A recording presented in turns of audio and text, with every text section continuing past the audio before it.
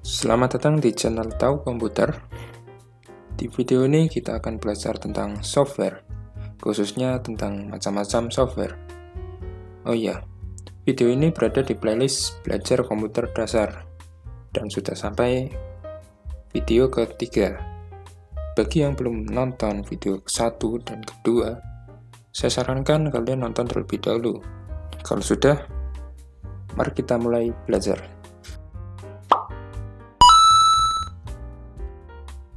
Macam-macam jenis software.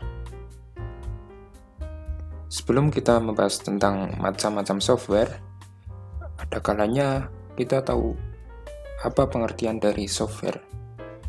Software atau perangkat lunak komputer adalah sebuah program aplikasi yang dibuat untuk menjalankan atau mengoperasikan suatu perintah dan mengontrol penggunaan hardware. Jadi, software ini fungsinya itu buat jadi perantara antara kita sebagai pengguna dengan hardware atau perangkat keras. Dengan adanya software ini, kita juga bisa mengoperasikan komputer.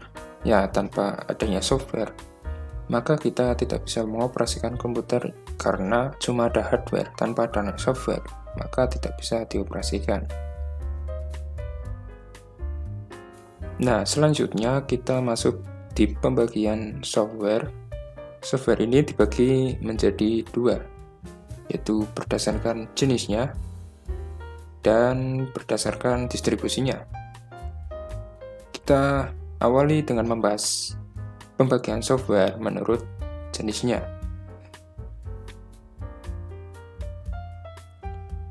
Berdasarkan jenisnya, software dibagi menjadi tiga, yaitu operating system atau sistem operasi, application software atau perangkat lunak aplikasi, dan programming language atau bahasa pemrograman. Kita mulai dengan pembahasan tentang operating system. Operating system atau sistem operasi adalah perangkat lunak sistem yang mengatur sumber daya dari perangkat keras dan perangkat lunak. Jadi si OS ini menjadi wadah bagi aplikasi lainnya. Tanpa adanya OS ini atau sistem operasi ini, maka aplikasi lainnya tidak bisa diinstal atau dijalankan. Contohnya ada macOS. OS ini biasa digunakan oleh para desainer, dan untuk versinya ada Mojave, ada High Sierra, dan lainnya. Kemudian untuk selanjutnya ada Windows. Nah, OS ini pasti sudah kalian tahu, karena OS ini menjadi OS yang paling banyak digunakan oleh pengguna komputer di dunia. Dan versinya ada Windows 7, dan yang paling terbaru adalah versi Windows 10. Kemudian ada Linux yang gambarnya penguin ini. Linux sendiri merupakan OS yang open source atau bisa diartikan gratis dan bebas disebarkan.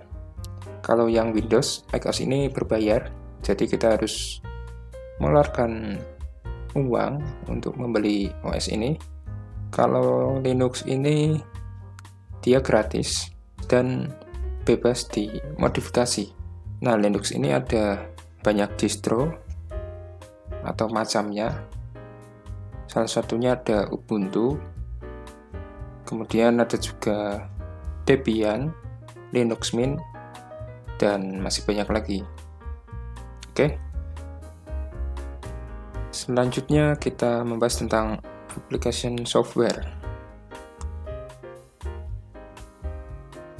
Application software adalah suatu program komputer yang berfungsi untuk melakukan tugas-tugas khusus seperti membuat dokumen, memanipulasi foto, dan lain-lain.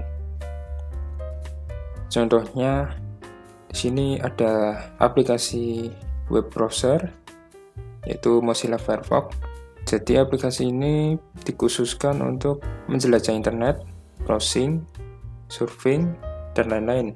Kemudian ada aplikasi Messenger.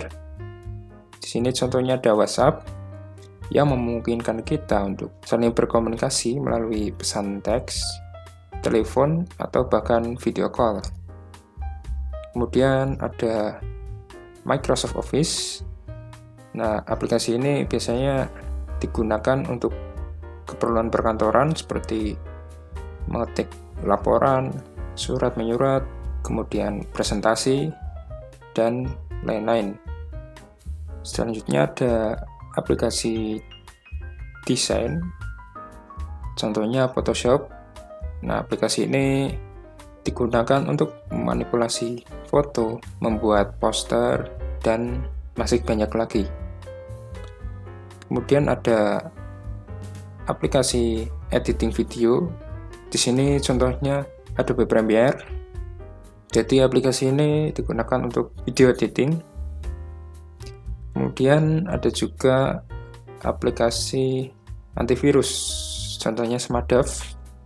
Ya, seperti namanya digunakan untuk mencegah virus atau membunuh virus yang ada di komputer.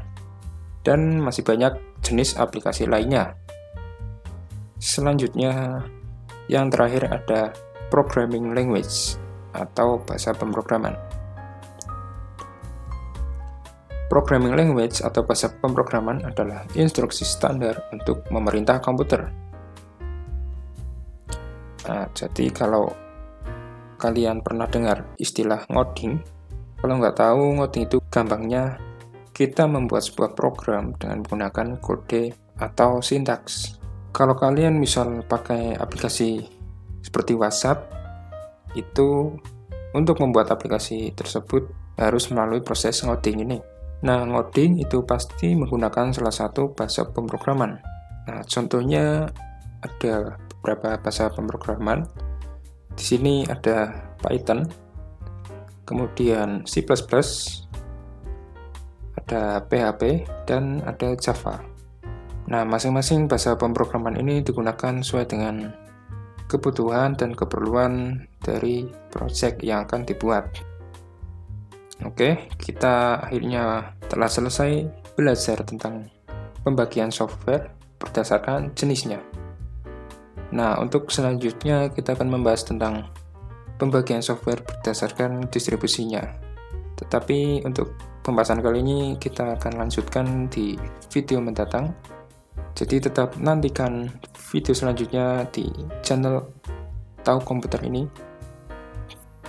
Terima kasih telah menonton, semoga bermanfaat. Jangan lupa subscribe channel ini untuk mensupport supaya channel ini bisa menjadi lebih baik lagi. Terima kasih, sampai jumpa.